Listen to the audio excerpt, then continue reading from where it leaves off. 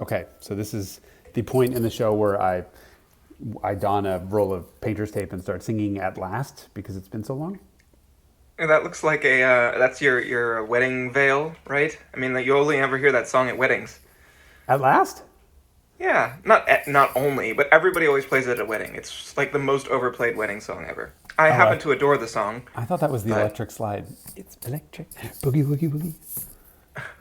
Come on, tell me you know that. Please tell me you yeah, can. yeah, yeah, yeah. And you can do the dance, right? I don't attend enough white people weddings. I find that comment vaguely racist and also completely accurate. I am the king of the electric slide because it's basically the shuffle, which is a disco dance that was invented when I was in diapers. Therefore, I'm an expert in it. I don't know. I'm making no sense. Hi Speaking there, of Tim spirit hyphen ages, Scott. Yes, exactly. spirit My, ages far exceeding our actual ages. my spirit age puts me in Studio 54. It's kind of. And your foyer, it looks like. You have a venue change this week, Oh yeah, this I couldn't be month, bothered to go in this my decade. office. All right, so here's the deal. We have been negligent in recording Carmudgeon episodes, and part of that is due to my schedule, and part of that is due to your schedule. But the side effect of my schedule being completely insane is that my office is so covered in, how do I call this? There's so much shit all over my desk. There's no room for my laptop, so I can't record this episode. I should probably put an insert of what that. No, I'm not. If I'm just somebody rang my imagining. doorbell, I would just not answer because no one is going to see what my house looks like right now. Good thing you're I was not very expecting excited. any important parcels Oh, they can leave that shit for outside. your new cars. There have been a lot of parts purchases. In fact, a lot because all the Oh parts yeah? are broken. Yeah. I mean, What are the highlights and the lowlights? well, the Scirocco dumped out all of its coolant on that rally that we did like a month and a half ago. And Wasn't then, all of it. well, it wasn't on the rally, but it was when I got home. And Oh, really? I didn't notice this until I started it and moved to kind of let it idle while I was moving cars around. And then I'm like, why are the fans not on? And I walk over and I see the temp gauge is like, because There's no coolant. coolant in it. There was coolant, just it was not sufficiently warm to trip the fan. Yeah, so I was really upset about that. So the car has sat since then until yesterday. I drove it home, and so now I'll deal with that. What happened? I don't even know. I can't find the leak. I mean, I know where it's leaking from. There's like a spaghetti mess of hoses that all come together at the thermostat housing and the water pump. And it's all so tight. It's so packed with shit, you can't really tell where it's leaking from. So I'll start taking it apart. I'll just replace everything. So it's probably a hose. It's either a hose clamp or the thermostat housing on those cars tends to warp. And I'm pretty sure I replaced it last time. They're made of plastic, so they're one-time use, basically. Is it a BMW? No, but it is a 1970s designed part made out of plastic. And so basically Yes, when you but replace the thermostat, you replace it, and it's like $11. It's not an expensive but part. it's like BMW. Why would you make something that is continuously exposed to literally boiling water, like and heat cycled, as many times as you drive the car over the course of decades? Why would you make any of that system out of plastic, like the expansion tank or the thermostat housing or the water pump impeller or any of? 100% correct. However, in Volkswagen's defense, they never fail until you remove them. So once they're on, and they don't usually But break. didn't you just say yours may have warped and Yeah, failed? but I might have reused it when I did this engine. I don't remember. Naughty, naughty. Yeah, I know. I'm trying to save that $12 part. But anyway, so that broke. The Mercedes had a fun failure. So upcoming, I don't know when this episode of Carmudgeon's launching, but next week, which is probably this week, given production Or time. potentially even last week, depending on how quickly I do the inserts. That's true. So at some point in the near or recent future / past, my next episode of Jason Camisa on the Icons is launching, and that was enough that I think my editor might either kill himself or quit. But it's on the new M3, the G80 M3, and Do you have to replace your editor as often as you replace your water pump housing? Because it's a one-time use? this this editor has put up with my shit for many years now. So I'm hoping not. But the episode's 30 minutes long. And this show was supposed to be 13, 14, 15, somewhere in there. And to go from 13 to 30 is not just 2.5 times the length, it's like 5 times the work. But here's the deal. I can't do a review of the M3 without talking about why the whole world is disappointed in the M3. And then they're like, all of the reviews on this car, everyone's like, yeah, it's really good. And they don't care about it. So like I entered this whole thing late, right? I mean, I didn't go on the original press launch, so I'm like a month behind everyone else. And I'm like, all right, why is everyone so meh about the car? So I have to ask that question and then figure it out. And that means going back and looking at what we expect from something that has an M3 badge on it. And this is a very sort of mature thing that I'm doing, is actually, i.e. my job. And so I got... It's a very Jason Camisa approach. Well, yeah, zoom out, right? Don't just tell me what you see. Like my whole goal, like everyone's already told me what to expect with the M3. Big nostrils, a lot of power, blah, blah, blah, blah, blah. But I wanna look back at what our expectations of for an M3 and why every time a new M3 comes out, every journalist is like, it's a fine car, but I'm not really sure it's an M3. Okay, so let's think about that. So I, of course, got an E30 M3, which is where the M3 began. And of course, I got an E46 M3 competition pack, which is where I think the M3 peaked before BMW sort of switched the recipe and turned the M3 into an M5, which is a daily driving sort of jack of all trades. So I had M3, M4, the new ones, E46, E30. And then, of course, if you're going to tell the story of where M3 comes from, you need to bring a Mercedes 190 E2.316. You're smiling already because you know I'm going to say this. But the E30 M3 wouldn't exist if it weren't for that car. So I had to bring that. And so it wouldn't exist were it not for the Benz patent Motorwagen of 1886 either. I mean, I should have brought that too. That's a good point. Huh. Shut up, DTS. Sorry, hyphen. I have to call you hyphen here.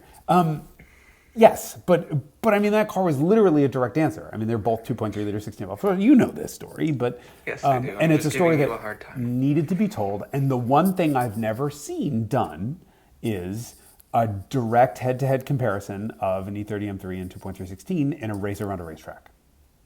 So I brought in Randy Pobst, and this is where your Mercedes failed. Well, the Mercedes failed at the mere suggestion of setting a lap. So I should say this car, I've had it for 9 years, no issues. Like nothing's broken. It's been so good. Except the top end a little bit. The top end? Yes. Didn't someone, not you, miss a shift in it once? Yeah, and it was fine. I mean, I heard the tachometer whack the peg at the end at 8,000 RPM, but didn't care. Yeah, no issues. Even that, so that loosened the timing chain tensioner, but I threw a $32 timing chain tensioner and it was fine. So I found a stock E30 M3, bone stock, which is kind of a difficult thing to do. And I got the 2316, which is bone stock, and we put them both on lifts and did 2 days of sort of pre-flight on them to make sure they were absolutely perfect. And this is with Bill Arnold, who owns a BMW shop here in the Bay Area, sort of a legend in the... I would say the BMW shop in the Bay Area, not BMW shop in the Bay Area. I've decided I'm just going to call him Saint Bill because he puts up with all my shit, but he's just such a generous guy to begin with. And he's also like nationally known expert on BMWs and has won Targa Newfoundland 3 times and done one lap a bunch of times in like always the most unlikely of cars. And this is Bill's wife's car. In a Bavaria, right? And Bill's wife Tammy is just as much of a car nerd as the rest of us. And so she's got this like absolute immaculate E30 M3. And I mean immaculate to the point where you would mistake it for a brand new car. Genuinely unbelievable. So, of course, you take it to the track. So, of course, dumbass me, I'm like, hey, we have 2 museum pieces. Let's go race them against each other. Here, Randy Pobst, go set a lap. So, my car goes to leave for the track, and the ABS light comes on. And I'm like, are you fucking kidding me? Just cycle the key. A friend of mine was driving it. Cycles the key, comes right back on. And I'm like, motherfucker. Like, seriously, this car's giving me no shit. So we get to the track, and I'm like, Randy, we got a problem. No ABS in the 2316. And he's like, I'll drive around it. So he drives around, and he comes back in, and he's like, okay, car's really good, really well balanced. Like everything's, it blew his mind, to be honest with you. But of course, I would say that. And he comes back in, and he's like, I lost a quarter second I asked him, because the thing about Randy Popes is he's not just a fast guy, right? He's not just an SCCA Hall of Fame race car driver. He's a chassis tuning specialist also. And he's also a machine with lap times. So you can say to him, he'll come in and be like, okay, I need 3 PSI in that tire more and pull 2 out of this tire and 1 there, and I'll gain 0.3 seconds. And he will gain 0.29 of a second. I mean, he's just that crazy. And his laps are all within like 0.03 of a second of each other. Like, I'm happy if I can do a 10-lap stint and there's a 1.5 second, split in there. He'll be upset if there's more than a tenth. And he'll say, well, I drove better second lap, but the tires went off. And you're like, you're fucking crazy. And you look at the data and he's 0.03 of a second slower, and it's all in the corners. Like, he's crazy. So he comes back in, he's like, 0.3 of a second I lost coming into one of the turns where I just locked up the inside and just couldn't get the car to rotate. Like, okay, flat spotted the shit out of the new tires. By the way, I put both cars on identical Fredestein Sprint Plus tires. So I wanted like period levels of grip. 15-inch tires. 205, both cars from the factory use 205, 55, 15. And they had different generations. Which, by the way, if you're not an old car person, is like an impossibly difficult tire to find like in a decent compound. I think there were 2 cars ever made in that size, and it's E30 M3 and 190 2.316. But so Fredestein sent us 8 identical tires, and I thought, look, let's just do a real, genuine apples to apples comparo, and then I'm pissed. Of course, the Mercedes breaks at the suggestion of this. And of course, the reason it broke is because I did so many pre-flights on it out on the lift, and every time the wheels go to full droop, it put pressure on the wire for the ABS sensor, and as it turns out, just snapped one of the wires internally. Anyway, so I don't know this at the time. He comes in, he's like, 0.25, 0.3 second off, it's fast lap. The car was brilliant, like, don't worry about it. Okay. Then he goes out in the M3. He hits a curb on the inside, like coming into the turn 1 at like Mach 1, just bam, and we hear something happen. Well, it seized one of the shocks. Like, he didn't seize it, but it broke it basically. So and then he hit a curb on the other side. So it blew out a shock. Well, one side front right was blown out and front left was basically seized. So the right side of the car did this and the left side of the car didn't move. So it was. This is because the car was on elderly shocks? It was elderly. Original. All original. Both cars are all original everything. So, yeah. Sounds edgy. He comes back in and he's laughing and he was like, okay, I'm sure you heard that. We're like, yeah, we heard that. And Bill, who was there, Arnold, i.e., car's owner's husband, is like, yeah, that sounded pretty nasty. It sounded like coil bind. Randy said, oh yeah, I think it was coil bind. And Bill's like, no, those shocks bottom out first. So basically just bottomed out the shock internally and fucked up. Whatever. So I'm like, more importantly, I'm not telling Randy any of these lap times. Like, I'm not saying a word. I'm like, okay, how much time did you lose? And now I know that the cars are X amount separate. I'm not going to say this in case this video comes out before the real video does. The cars were separated by X amount of time. And as long as that is still a valid amount of time after I adjust for the amount of time that the Mercedes lost from the broken ABS and the M3 lost from the broken shocks, then I know which one actually won. And Randy came in and I think he was like, I think it was 0.75 of a second. He was like max 0.8, minimum 0.6, whatever.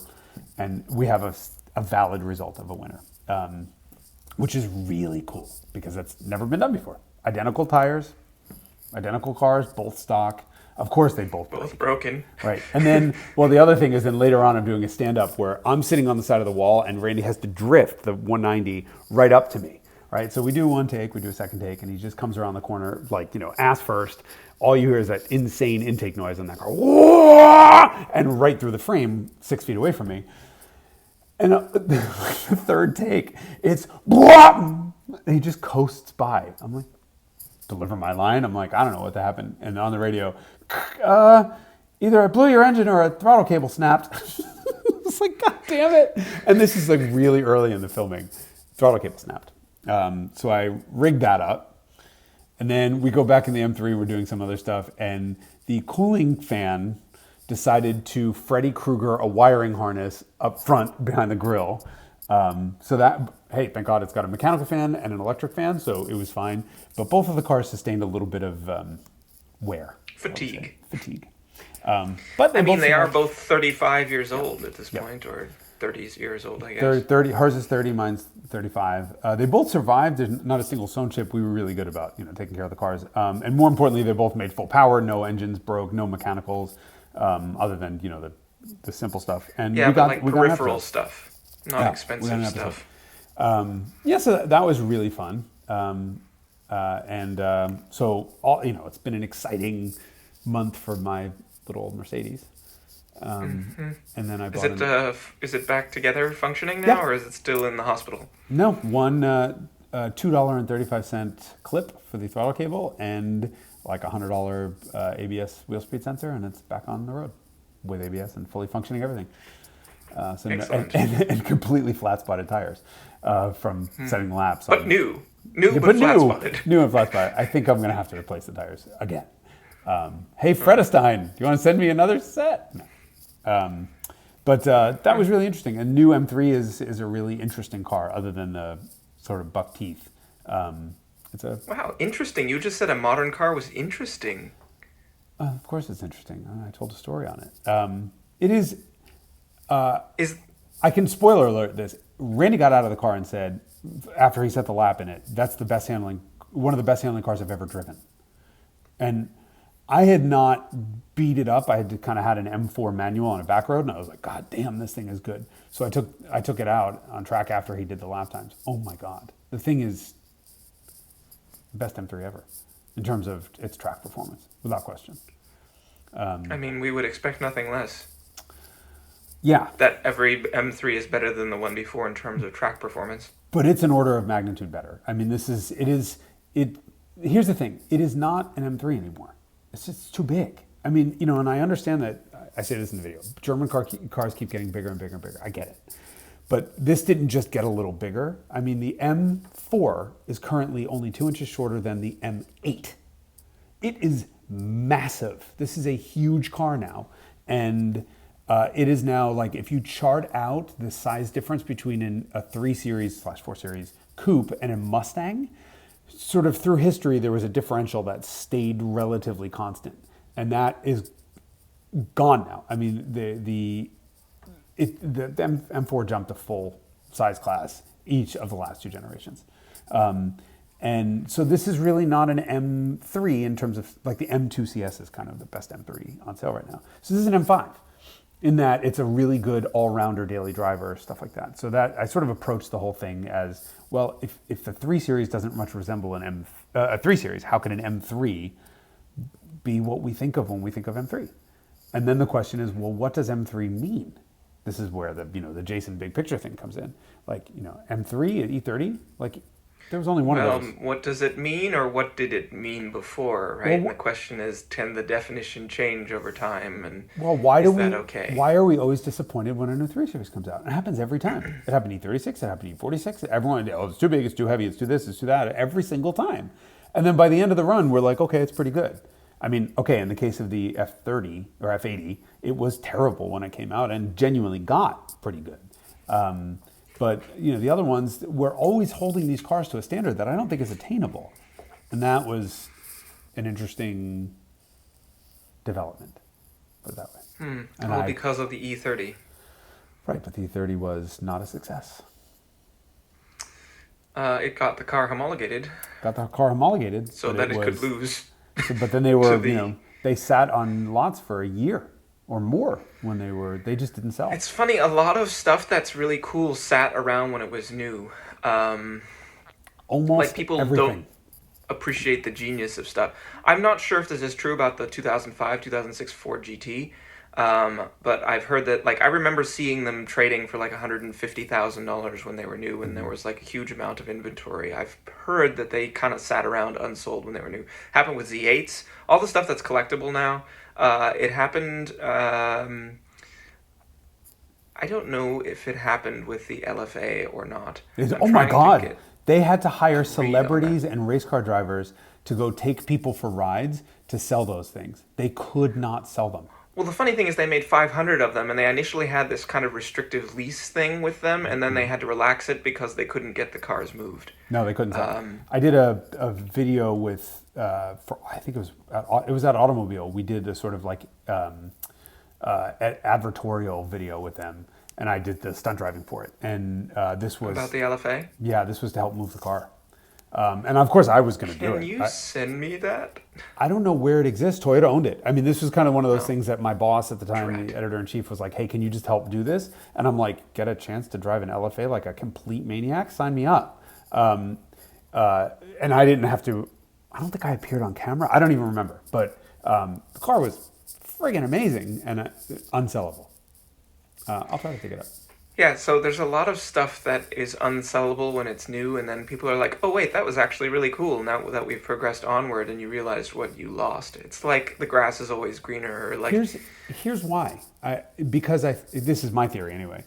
The cars, the vast majority of cars right now make financial sense, right? The product planning decisions that go into the cars that make it into production are based on profitability at large numbers and a large scale. The cars that really appeal to inner sanctum car idiots like us don't make financial sense. And they don't make sense to normal people. Like something like an E30 M3 didn't make any sense. It was 20% more expensive than a 325i, and it was a downgrade from a 600 to a 4. And maybe it was a little bit gauche with the wings and the flares, and at the time, obviously it's cool as hell for us. But it just didn't make sense. Same thing with the 2316, same thing with the LFA. It was $500,000, wasn't it? $400,000. Yeah, it was 400. And it was 10 years late. That car was, very late. It had a very outdated single clutch automated manual that the world had moved away from that technology. And so at the time, With it didn't good make sense to reason. buy. Yeah, that's terrible. But the world didn't buy it, and now the sort of 5-year interval in the single clutch to dual clutch changeover is just a blip in the history books. And now what's left is a car that has an experience unlike almost anything. That noise. So who cares? Yeah, but it's not just the noise. I mean, so I drove 2 of them last week. Why did you drive 2 of them? Yes. One for each foot. I drove one for a BTS episode that is not for sale, and then I drove another one which is for sale. Cool. So it took me some time to come to terms with the car. I mean, I had 2 strong first impressions of the car from driving it on the street. One is the ride is crap. I don't know, it's just extremely brittle and intense, like an old-fashioned performance car in a way that we don't have to deal with anymore. Like, that's one of the things that most impresses me about the 458 and the 991 GT3 is that both of those cars, despite being incredibly competent, they are very civilized to ride in terms of ride comfort and sort of damping and all that stuff. And the LFA is very intense, and people are always like, oh, it's a GT because it's front engine and all that stuff. It is very much not a GT. And so I think that's probably the first thing to dispel about that car is that it's not a GT. I think it's the through and through supercar in almost every sense of the word, in terms of visual presence and experience and a bit of compromise and all that stuff. So it doesn't ride very well, which is fine. We can deal with that kind of stuff. And then the second thing that really stuck with me was how ancient the transmission is, and just not very good. This is why manuals are always more valuable than their automatic counterparts.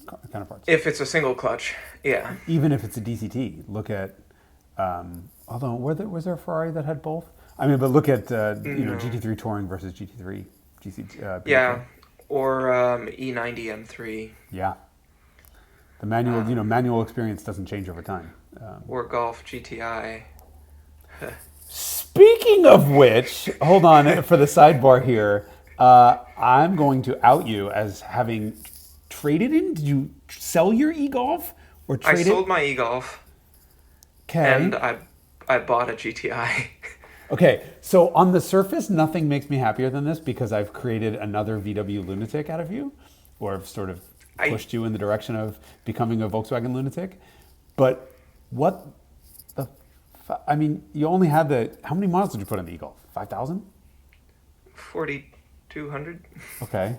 So what happened?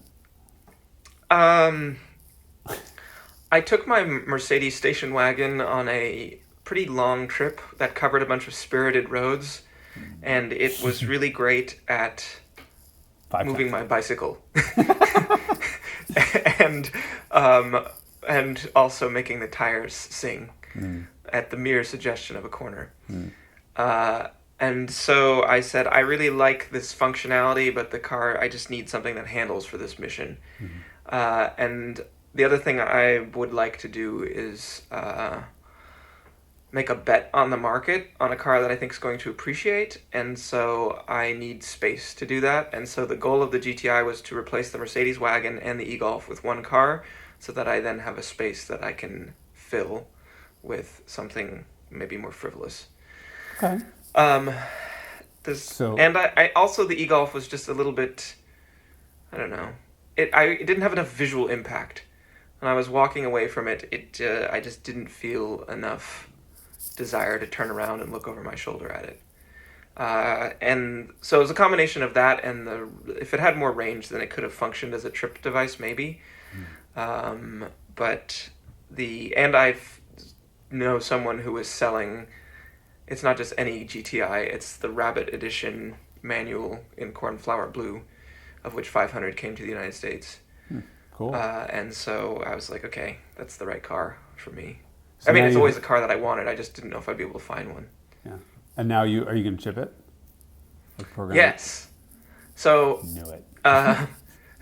So I immediately, so the guy from 034 Motorsport, Nick, who is the guy who hooked you up with your rear sway bar and your e-Golf, was like, oh, you should put a rear sway bar on it and stuff. And I was like, let me drive it. I don't think it needs all that. And he said that as soon as I bought the car. Like, I posted it as soon as I bought it on my Instagram. And then he was like, oh, you should do this. And I was like, let me see. And then, like, I went around two clover leaves. And I was like, tell me about this rear sway bar. So I'm going to get a rear sway bar. And I ordered Michelin 4S's for it. Nice. And I'm going, for $500, you can get, like, 50 horsepower. So that's a no-brainer. Because it needs it. Because that's a modern turbocharged car. Yeah. And I think that's probably all I'm going to do. Like maybe tint the windows and maybe get a bicycle rack. Cool. I approve. Congratulations. Yeah, I like it. I mean, it's just a great spec. The blue with the plaid interior with LED headlights, because the Rabbit was the only one that you could get the LED headlights with the cloth interior. Yeah. And I think both of those things are pretty nice to have. And the blue is just like, I think, lovely. Yeah, it's a very poppy blue. So yeah, I'm a GTI owner now. Congratulations. So that's weird. And did you sell the E500 wagon? I did not yet. I actually just came from taking photos of it. I'm gonna put it on Bring a Trailer with no reserve. But that's right. That's how I knew you were gonna sell the e-Golf, because you sent me a really beautiful picture of that car, and I'm like, that's a gorgeous shot. Oh, that's where you take pictures of cars to sell them. Selling the e-Golf. So I have done that. I usually don't do that with a car until I'm selling it, but I did do that with my 500e, and I sent the photo to my best friend, and he was like, oh no, are you selling it? And I was like, no, I just took a picture of it because I like it. But he's like, oh, usually when I see pictures that look like this of your cars, it means it's going to be for sale soon. We so know the you wagon... Now. Yes, that's true. It out. So the wagon's going on Bring a Trailer with no reserve. This is the car that they brought 3 of in this color combination. It's blue, and this is the one that was a press car. That's why I was asking you to help translate or will help ask you to help translate the German build sheet on, because we did that one. We did that when you first got it. When I first bought really cool stuff in there. I mean, it was like, make sure that the engine is one of the top 10% performers or something like that. Exactly. Yeah. And they were like, double check the panel gaps and put a P on the on the floor pan before it goes down the production line, so everybody working on it knows it's a press car. So cool. And it has like every option ever, like Disktronic, like it has radar cruise control in 2004. Yeah. And so cool. Which is actually decent. Yeah. So anyway, I would like to keep it, but I don't have the space if I want to buy other stuff. So here we are. So you're reducing car count. Oh, we're talking about everything. We have a lot to catch up on. You're reducing car count. I bought a shitbox. So I'm up to 8 cars now, which is a problem. Haven't you? I believe you once told me that 6 was the upper limit of what was possible. 5 was the upper 5. limit of what I should have. But here's the thing. So you and I did a rally, I don't even know, it was a month and a half ago, whatever. And there was an incident early on where one car flew off a cliff. Everyone was fine. Then there was another incident where your front suspension fell apart and we had to reassemble it in the parking lot. Motel parking lot. In a snowstorm in the middle of whatever. It was so cold. It and was dark. like 49 degrees. Whatever. There was 30 mile an hour winds. It was very brisk. 200 mile an hour winds. Yeah.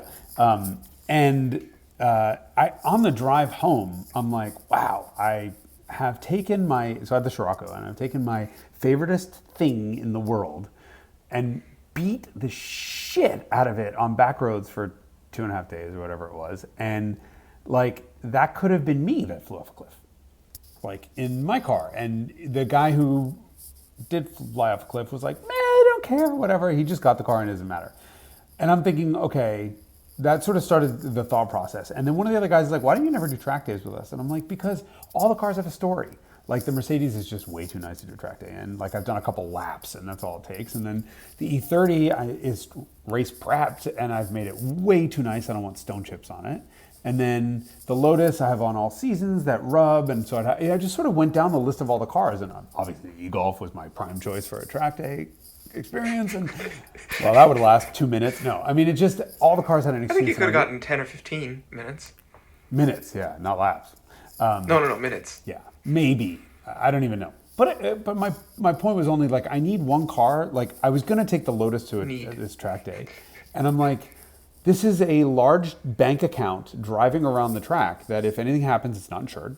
Right? I mean, I can't exactly call up, the insurance company and be like, so I flew off. You can call Haggerty and get track day insurance. Haggerty does have track day insurance. But so I thought about like, all right, I'm going to have to get track day insurance on it. And then I need to swap. I have the summer tires in the correct size that won't rub. So I'm like, I got to swap the tires back on. And so right off the bat, I'm at like a certain dollar amount just to get the car ready to go. And I thought like, this is just not, like it's too much potential financial risk. So I bought a salvage titled 89 325i sedan. Her name is Beatrice. I did not name her. She was pre-named. And it's kind of the perfect car. I'm not worried about like, she's got every panel's a different color. It's salvaged. Some have clear coat. Some of them have clear places, coat. Yeah. If you go below the rub strip on the side of the door, then there's clear coat. Right, underneath it. I mean, the car is mechanically perfect, and it was totaled from a scratch, basically. It was, scratched fender and the hood, and it just was, totaled at the point where these cars were $1,500 cars. So the body is, other than some panel alignment from just poor assembly, with the junkyard hood and whatever else, the car's perfectly straight. Underneath it looks absolutely gorgeous, and I've capped my potential liability limit. Plus, it's an E30. I mean, they're magic on track. It's already got suspension on it, and it came with 2 racing seats. So, ta-da! I have track car again. Congratulations. Yeah. We'll see you out there. You can join us for our track days instead of being like, I'd like to come, and then being like, I can't. Yep. Yeah. So I already did one. I did 200 miles, and I did basically 80 laps. It was a lot of driving. Car's fine. It's all great. So, all right. Yeah. So eight cars. So I have 2 sets of twins though. So my E30 wagon and the E30 sedan are mechanically identical. And then and you've got the cabriolet and the Scirocco. Yep. So now I have 2 parts car sets. I mean, I guess that's one way to look at it. Yeah. Wow, lots of exciting changes in the automotive sphere. Yeah, this is what happens. We're still at the tail end of lockdown. I mean, apparently the world is opening back up, but my life hasn't changed, and I'm still sitting here working nonstop and buying cars. Talking to me. Yeah. What were we talking about before we went to... we were talking about the LFA. Yeah. So it's not very good for the type of driving that you and I do on like twisty back roads. I don't know what I was expecting. Because of the ride, you just aren't in contact with the ground very much. The thing you want to do is you want to go to second and third and then second and third, and you want to widen it out. And those types of roads are not fast enough to do that in that car because it's a 6-speed. I guess, yeah. When it's not And your so car. I found the car to be like very much out of place for that type of use, and I was like, I don't really get this car. It rides like shit, and it doesn't have any space in it, so it's definitely not a GT, and it's not really good on the type of driving I like to do. And then we found a section of road that had a road closed sign at the end, but it said it was 4 miles before this between the sign and where the road was closed. And it was fast enough and open enough and smooth enough. And then we had a run up and down that, and then I was like, oh, I see. And then it was like positively epic. And like the camera guy's usually super composed, and to his credit, he was super composed until we finished. And then afterwards, he was like, "Oh my god, like holy shit!" I Because never of had the an experience noise, like or that. because the G-forces Just are both? yeah, the entire experience of the car. It's not. I don't think the G-forces are that different from any other high performance car, but I think just the noise and the experience and the brutality of the driveline, and like I was going for it, and it also feels, you know how I think you especially complain, I agree with this actually, that a lot of modern supercars are so fast and so capable that to try and use them on the street, you're just not anywhere close to the limit, and so it's just not fun. Like for me, I'm always trying to do 9/10, and if the car is so capable that 9/10 is 400 miles an hour, then like I don't like the car that much, because when are you ever going to use that capability? Right. And I think that's true of the LFA to some extent, but if you find the right road, it's positively epic.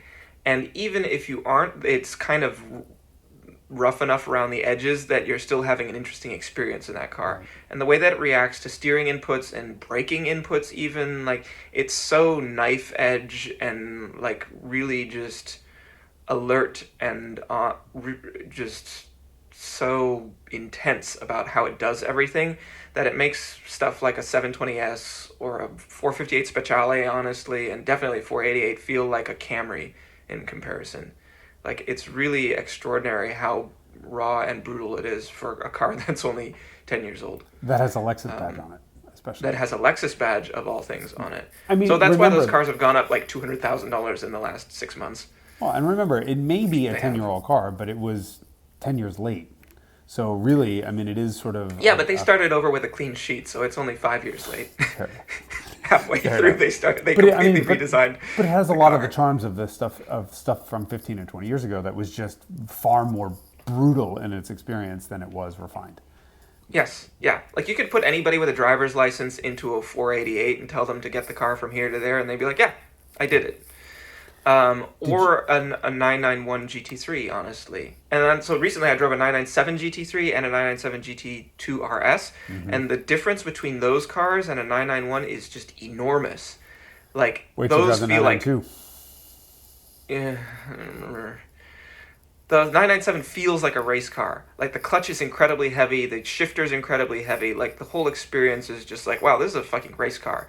In, like, a good way, but in also, like, a way where if you were taking someone who wasn't a car person for a ride, they'd be like, this is thoroughly Okay. uncivilized, and I'm Yeah. interested in leaving as soon as, getting out of this car as soon as possible. Whereas you do that in a 991, and they're like, I don't know, it's a car, sure, yeah. That's one of my problems with the 991 is that that's just what a 911 should be. Like, you could take a 991 GT3, pull the GT3 badge and the wing off of it, and just call it a 911, and anyone Yeah. would get in, and that would be fine as a Yeah. 911. Yeah. Where In terms of the control weights and the way that it rides, it very much feels like not a tremendous step between the standard car and the GT version of the 991, and that is not true of the 997, because I drove a 997 C2S and a 997 GT3, and back to back those cars are just like, there's a big gulf between those two cars, which isn't present in the 991. Yeah, you can't daily drive a 997 GT3. You can't. I mean, you could. There's nothing wrong with the car, but oh my God, it would beat you up. Like, Yeah, it would beat you up. You'd have to be a very serious, you'd have to be one of those people who's like, I'm willing to give up all of this sensible usability stuff because I'm going to be that guy. Right. And in a 991 GT3, you could drive it for basically any purpose you ever wanted. Automatic. But although Yeah. I would not use Cup 2s in the wet. No, that I would advise against. But I remember talking to Andy Preuninger about this in one of our early arguments, and he's obviously the guy who runs GT cars.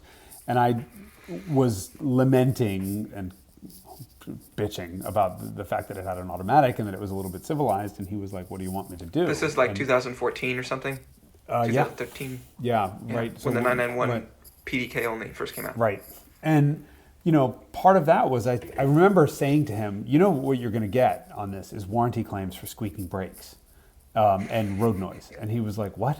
And I'm like, yeah, you make a car this civilized and this easy to drive, and people are going to drive it every day, and then they're going to start bitching about the things that are not good about it on a daily driver. Like they're going to say, you're going to get dentists in LA saying, my brakes squeak in traffic and I can't hear my phone call over Bluetooth. And to Andy's benefit, to his credit, he texted me 2 years later and said, no, it was on GTK, it was a Cayman GT4 launch. He was like, you know what the number one warranty complaint is on GT3? Squeaking brakes. Squeaky brakes, yeah. He's like, we never had this. And he said, we have people that have already put 30, 40,000 kilometers on their car in a year and a half. And what the fuck? And I'm like, yeah, you put an automatic in it, they're going to drive it every day. You couldn't do that. I mean, if somebody daily put 30,000 miles a year on a 997 GT3, their left leg from that clutch pedal would be so They wouldn't be able to walk in a straight line. They'd only be able to walk in a circle. Because their left leg would be so much stronger. Stronger and shorter. The bone would compress. The kind of person who would do that would be like, yeah, of course the brakes squeak. It's a track car. Exactly. And they wouldn't go to the dealer and be like, there's something wrong with my car. Right. The 992, to your point about so you get in a car and you go to 9/10. I just had a 992 GT3. Yes, how was that? I mean, it's a freaking GT3. The car is amazing, but for the second time in I think my driving career, a car has been so incredibly capable that I couldn't get to the limit. So it wasn't until like day 5 that I slid it around an on-ramp that I knew because I could see the whole way around it. The problem, the only other car that did this to me was Corvette Grand Sport, C7 Grand Sport. It had so much grip and it was so easy to get these outrageous grip levels because you trusted the car implicitly that your sight line wasn't far enough around a corner. So it's like overdriving your headlights. Right. You're just overdriving, your visibility. And that car you had to put it on a racetrack or something repeatable that you can see around or whatever to really explore its limits. And your eyesight, like at 1.15 G, I think that Grand Sport pulled 1.16 or something. There's a point at which you just can't see right anymore. I mean, the G-forces fuck with your vision. And I don't know how fighter pilots do it. Like we have a friend who was like, oh, that was only a 9G maneuver. And I'm like, I just throw up and die on the spot. But there's a point. It took me flying, by the way, and I started to pass out. Did you? From the Gs. He neglected to tell me that. He said you were one of the best passengers. I didn't pass out, but I definitely lost all my peripheral vision. So all that was left was a spot in the middle where I could see, and everything else went black. But it was a sustained 7G maneuver, to be fair. Yeah. No, I mean, I had that happen. I call that a brownout, but apparently that means something else in flying. That's when you shit yourself. I had that happen in a GT3 on a banked oval. I'd just gotten off a plane. I was completely tired, jet lagged, flew to France, and they put us on this 2.5 G, I think it was, banked thing. And I just remember my vision went like this. I'm like, well, that's strange. And then, right, out and back up. And he's like, did you just pass out? And I'm like, pull over. I was obviously in the passenger seat. But yeah, but your vision just kind of goes wonky and you're dealing with so much lateral load and you're trying to do everything. It's just not, you hit the limit. And then you combine that with the fact that your reaction time isn't going to be enough to stop if there's a car in the middle of that corner or something else, and it just becomes less fun. So I can't levy any complaint on the GT3 other than the fact that it's now, there's a German song called Zu geil für diese Welt, which means too cool for this world, basically. And it was an old German rap song, and that was the one thing I kept thinking of when I was driving. This car's made for a different world. Just doesn't work here. It works too well here, right? I mean, I don't want to insult the car. It's just, if you're the type of person who likes exploring the limits of a car, that's too much. And that's why I like things like the LFA a little bit better. Yeah, but not everybody's like that. And of course, you and I look at the world through this lens of wanting to be at the limit. And the more time that I spend, we have these moments on rallies because we're driving elderly cars that have relatively low limits around potentially gravel surfaces. So on this rally, the one moment that stands out of this rally, I'm sorry, I have to tell the story. You had a Code Brown. No, I didn't poo myself, but I almost shit myself laughing. That was the problem. So, Derek, you had your 911, I had the Scirocco, and most of the time, the pace that we went on this rally was moderate. I mean, it was quick, but it was nothing like genuinely insane. Safe. Yeah. Safe given the conditions. Right. And I tend to not. I don't like going quickly downhill, especially on a car like that with snap oversteer and no ABS. I just don't. And there was this uphill section, and I was following you, and I don't know what crawled up your ass, but you took the fuck off. And he's in like a race prepped 964, right? And I'm in a friggin' Volkswagen, and I kept up with you. It was everything I had, everything the car had, just matted foot on the floor, red line shifts, locking them up into every corner, just 10 tenths for, I don't know, 2 minutes and whatever it was. And we get to the top of this hill, you pull over, I pull over, we get out of the cars, and we took one look at each other and just burst out laughing. And then the next car, 997, shows up quite a while later. And he just was like, "What's wrong with you two?" And we couldn't speak. I mean, that is the joy of driving a car to its absolute limit. It was insane. And you can't do that in a modern car.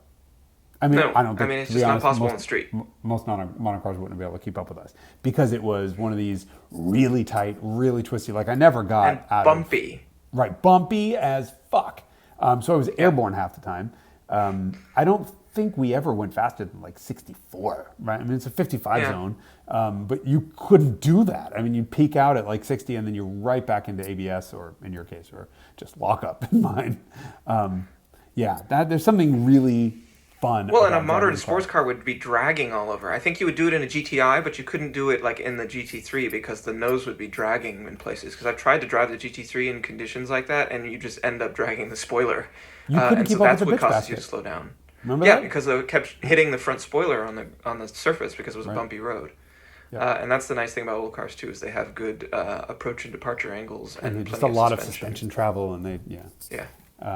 And as harsh as that 964 is with its sort of race prep suspension at low speeds, once you're at speeds like that, it really smooths out, and it does a great job on bumpy roads. It just didn't care about anything. I mean, I was really impressed with the car. Just didn't care. Just did everything. Did everything well. So glad to have that car back. Because it's exactly perfect for that mission. Yeah. Yeah, your taste and my taste tend to align in that we like slow, abusive back roads.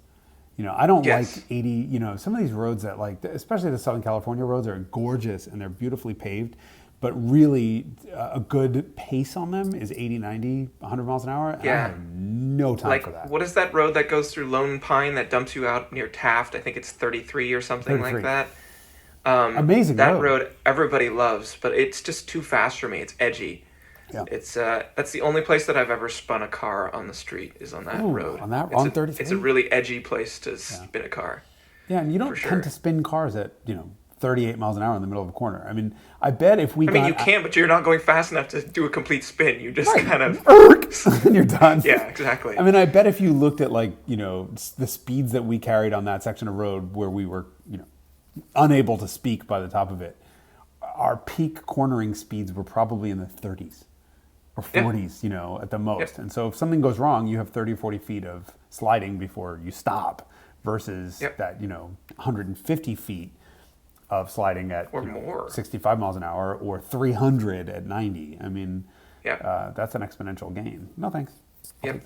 And that's why people are always like, why don't you like modern high performance cars? And I'm like, because I like to drive at the limit, and you can't do that in a modern. The other thing is you can't really enjoy the supercar. Acoustics. I mean, I want to talk to you about that, the sound of that LFA, but you get into something like, I had a Ferrari Roma, which is not a particularly fast Ferrari. I mean, it's a fast car, and I was watching the driving video. I did a Revelations episode where we always throw a little bit of driving video in there. Oh my God! Every time I just sort of would sweep through a corner, wah, bah, bah, bah, 100, and you yell at the editor, "You can't use that. You can't use this." Like, I didn't mean to go that quickly. You don't accidentally find yourself doing 100 miles an hour in a 40-year-old car. No, it's very intentional. Yep. It's very, very intentional. And so that reminds me, we haven't even talked about what perhaps was the most exciting highlight for me of cars that I've driven recently was the NSX Type R. Hold on, before you get there, just tell me one thing. You agree with me, right, that the LFA is the best sounding car of all time?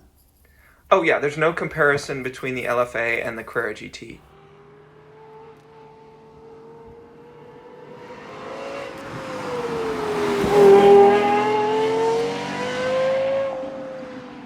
Right. This is a debate I have with people all the time. No Well, contest. they haven't experienced them back to back. So the LFA always sounds good no matter how many revs it's doing.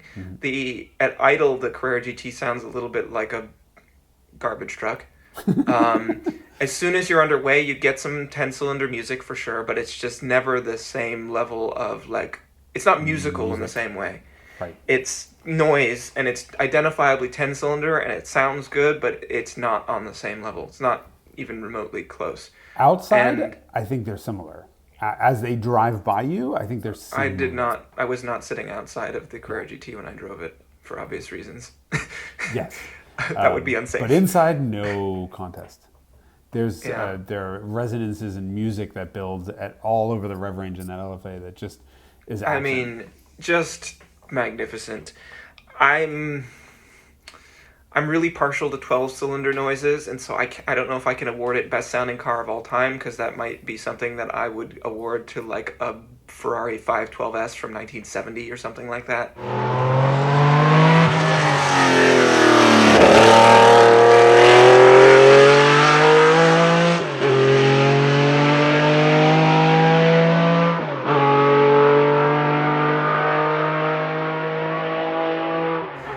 Which is their Le Mans race car, Production But road car, I would say.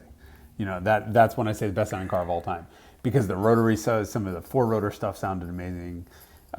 But yeah, in terms of I drove an RX-7 for the first time, also an FD3S, and that was Okay. I was very impressed by that.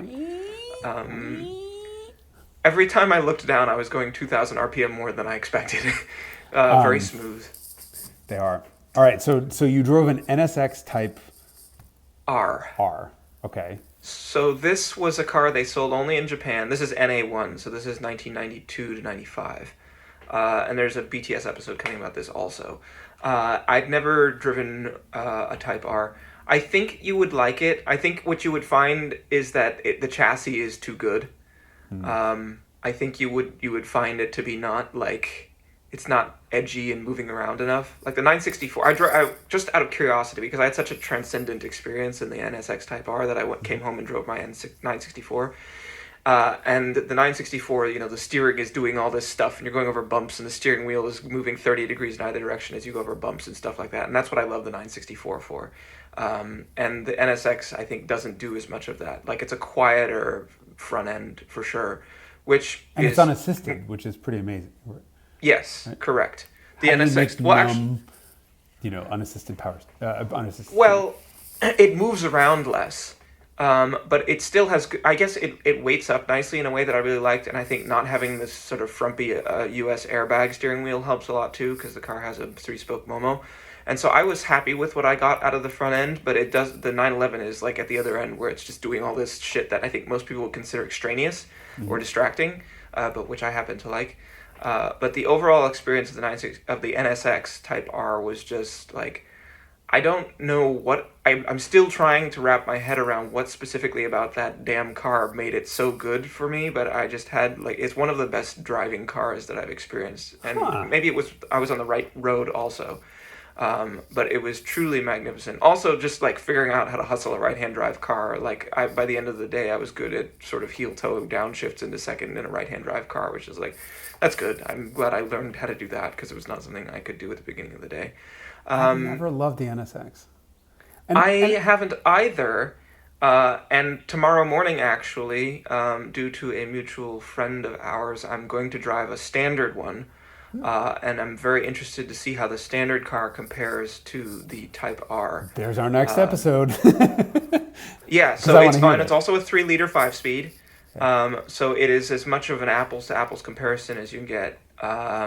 But they changed the rear end ratio in the Type R, which I know is one of your primary complaints about the standard car. Both of them are unassisted steering, the early cars. And the motor is supposedly breathed on the Type R, although they don't really announce much of a power increase, because it was kind of during the 276 horsepower limit era. So I'm curious to. But the rear end ratio alone is enough to sort of wake things up. And it's not a stupidly short rear end. I think you would find the rear end ratio actually perfect. You might even think it was slightly too short. I liked it, which means you would think it's too short. Right. Yeah. Well, there is no such thing as too short. I would think you would still think it's a little too tall for your liking. I think the US car did 74, 78 miles an hour in second gear. And my problem with the NSX was that the engine sounds so unbelievably good. The intake sounds so unbelievably good at wide open throttle, from 5 to 8,000 RPM. And you get to do that once, you shift, and you're halfway through the next time, and then it's time to shift, and time to back off. And I just... Yeah, because of the speeds you're going. Yep. Yeah, so this car in fifth gear, the speedometer was wildly inaccurate. How very on Honda-like. I know, and it's a 180 kilometer speedometer. Because of Japan. Yeah. Japan.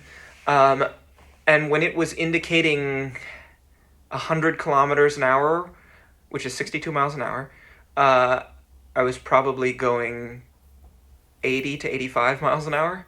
Oh, yeah. Yeah. Okay. So I wasn't even sure whether it was it says kilometers on the face, but I was like, is this a miles or a kilometer speedometer? Because it was so far off that I couldn't figure out which it was. So I don't have an exact read on how the gearing to miles per hour experience, but I think that probably 80 miles an hour is probably 32, 33, 3400 RPM. Okay. But either way, you didn't feel like you were trapped in like a torque trough in second gear. That was my problem with it. It was like, second gear, you're sort of like trying to go up a hill at 3,000 RPM, and the thing would just go and not move. No. So the gearing is great. The car is lightened. It has stiffer suspension. The suspension reminded me a lot of the 964. Fairly stiff at low speeds, but really smooths out at speed when you want it to, when you're going, around a great road quickly. So the thing was I thought it was wonderful. I really, it connected with me in a way that I really liked. I guess because it was really good at the type of driving that we like to do, which is these sort of twisty second, third gear. That's funny roads. because the one that I went to buy one once. I literally flew down to LA with a cashier's check, and I left without it. And it was the dead steering. I'm such a steering Nazi that that wasn't going to work, and a gearing Nazi. And so it was the steering and gearing, and then the fact that the front end scraped everywhere, and I was on a road that wasn't particularly bumpy, and it was just and I'm like, there's no way, like I can't take this on any of my favorite roads, and I don't even think I'm gonna be able to get it in my driveway. And so I said, forget it. I didn't scrape once in that car, although it has stiffer suspension, and so that could be the difference. But I just thought the thing was just magic, and whatever those cars cost, it's worth it. Interesting. Okay. So I think you should drive one. I still think you will find. US car. Yeah, I still think you would find the suspension and chassis just a little too buttoned down for your liking. But for people who don't want to be slipping and sliding everywhere, I think it's a really great option. And honestly, if it costs the same thing as my 964, I'd be seriously thinking about it. But they cost more. But ours are worth probably crazy money, right? Ours are like, you can find one on the ground in Japan for like a little under 200 US. That's a lot of money. And then by the time they end up here, they're kind of like 200 to 300. That's and they only made 483 of them. Yeah. I wanted to love that first, the one that I drove, and I drove a friend of mine's sort of around Phoenix, and it's nice. It's a nice car. And that's part of the reason I don't love it, is because I don't like nice cars. Yeah. I want a car to be bad at being I will a nice say car. that the part about the standard NSX that's always been a little bit let downy is like it's a little bit like sort of blobby Japanese, and that's kind of charming, I guess, but for me it doesn't do much. And the Type R solves a lot of that because it's got these wonderful Recaros that are done in red Alcantara, and all of the dash is done in Alcantara and the door panels, and it just has a sort of more purposeful racy feel and less of that like, oh, this would be sort of Acura Legendy. It doesn't have the steering wheel, and it has a titanium shift knob, and the center console's done in some kind of like purposeful looking material instead of sort of, it's not as plasticky. And I only used the wipers instead of the turn signals 3 times.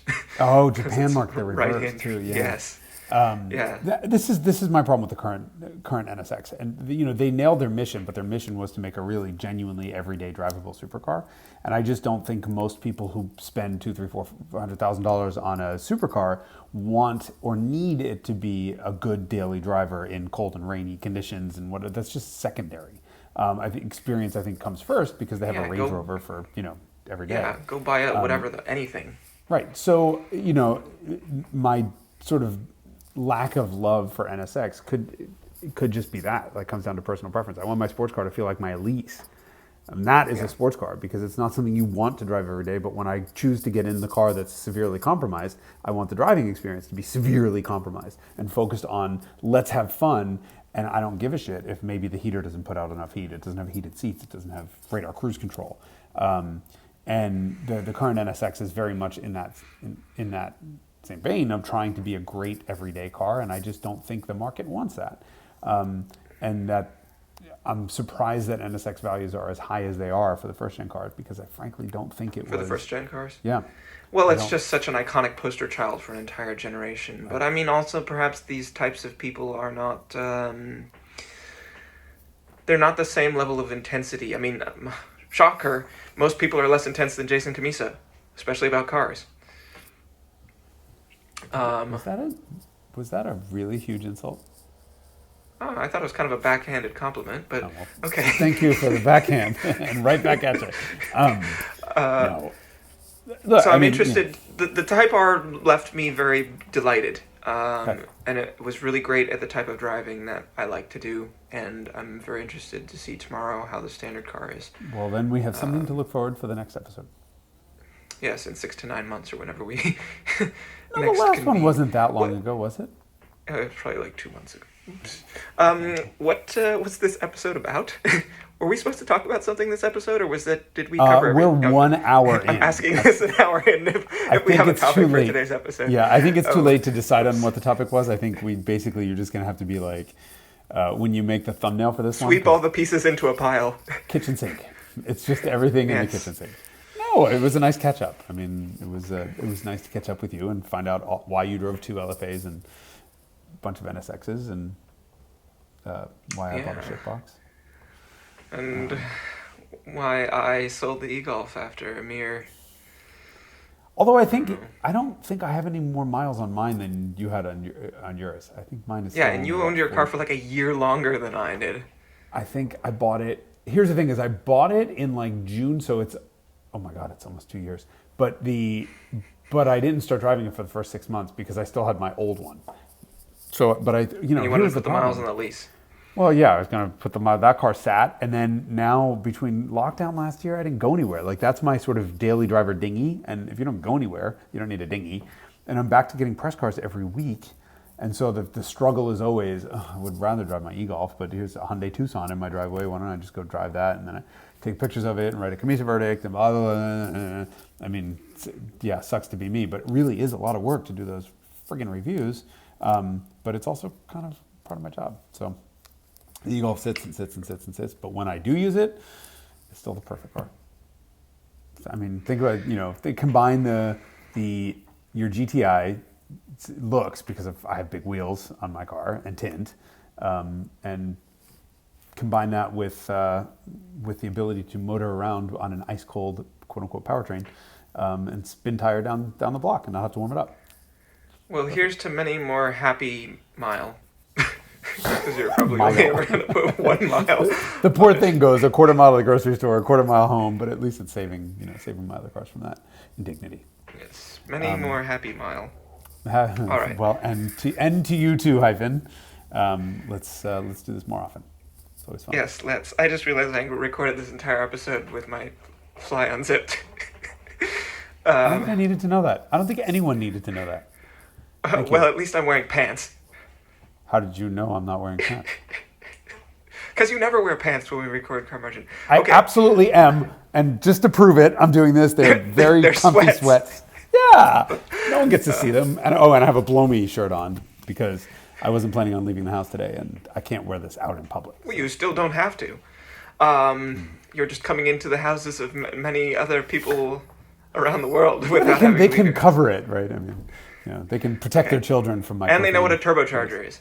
Exactly. All right. Until the next episode. Until the stay out next of trouble. Happy motoring. And don't drive your car off a cliff.